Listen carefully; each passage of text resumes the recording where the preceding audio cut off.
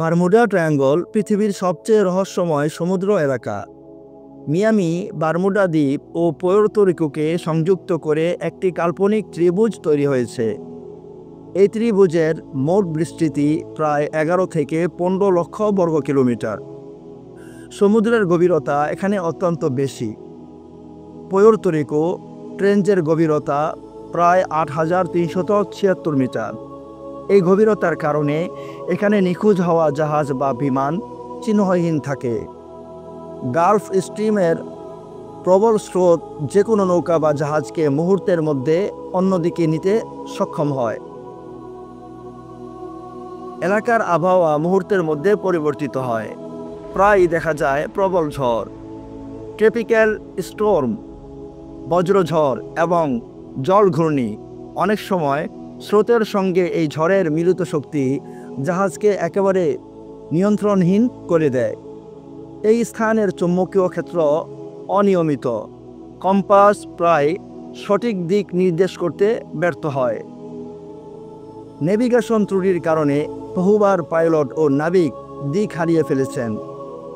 সম্প্রতি 1964 সালে লেখক ভিনসেন্ট গ্যাডিস প্রথমবার বারমুডা ট্রায়াঙ্গল শব্দটি ব্যবহার করেন। 1974 সালে চার্লস বার্টলিজের বই এই রহস্যকে বিশ্বজুড়ে আলোচনায় নিয়ে আসে। এরপর এই এলাকা রহস্য ও অতি প্রাকৃত ঘটনার কেন্দ্রবিন্দুতে পরিণত হয়।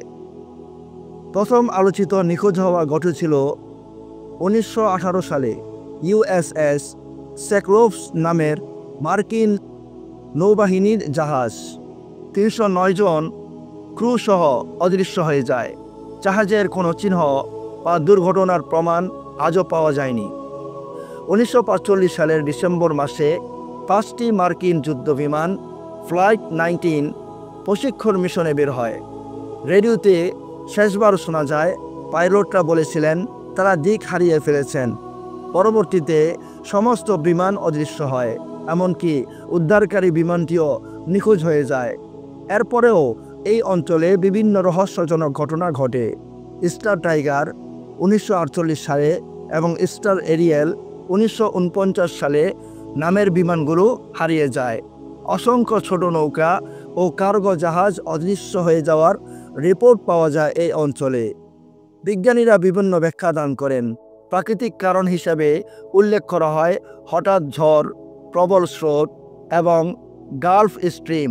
মানবিক ত্রুটি, নেভিগেশন ভুল ও পুরনো প্রযুক্তি অনেক ঘটনার কারণ।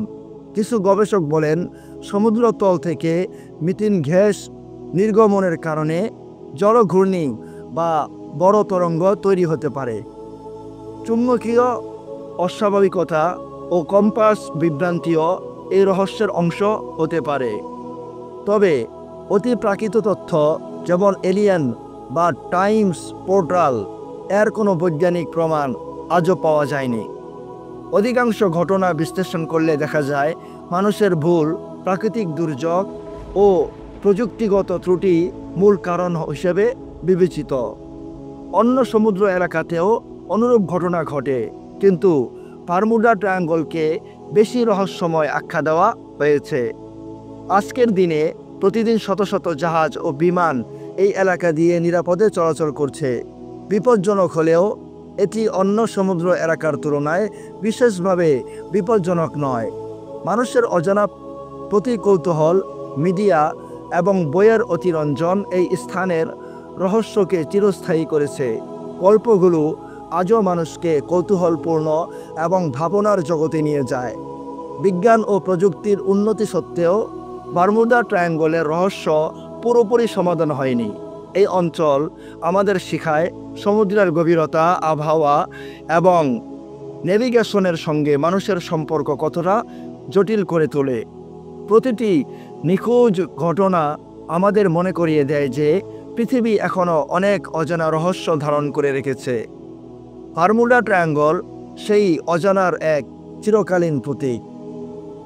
সম্মানিত বন্ধুগণ, এই বারমুডা ট্রায়াঙ্গল সম্পর্কে আপনার কি মতামত রয়েছে সেটা কিন্তু আমাকে কমেন্ট করে জানাতে পারেন এবং আপনার গুরুত্বপূর্ণ কিছু মতামত আমাকে শেয়ার করতে পারেন এবং সেই সাথে এই ভিডিওটি বেশি বেশি শেয়ার করবেন।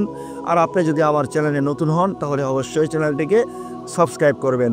তো এই বারমুডা ট্রায়াঙ্গলের রহস্য একমাত্র আল্লাহ তাআলা ভালো জানেন। এইগুলো জানা, এগুলো নিয়ে গবেষণা করা, এটা কিন্তু মানুষের কোনো কাজ না, মানুষের দ্বারা সম্ভব না। তো সম্মানিত বন্ধুগণ, আজকের মতো ভালো থাকবেন, সুস্থ থাকবেন। দেখা হচ্ছে সামনের কোনো ভিডিওতে। আসসালামু আলাইকুম।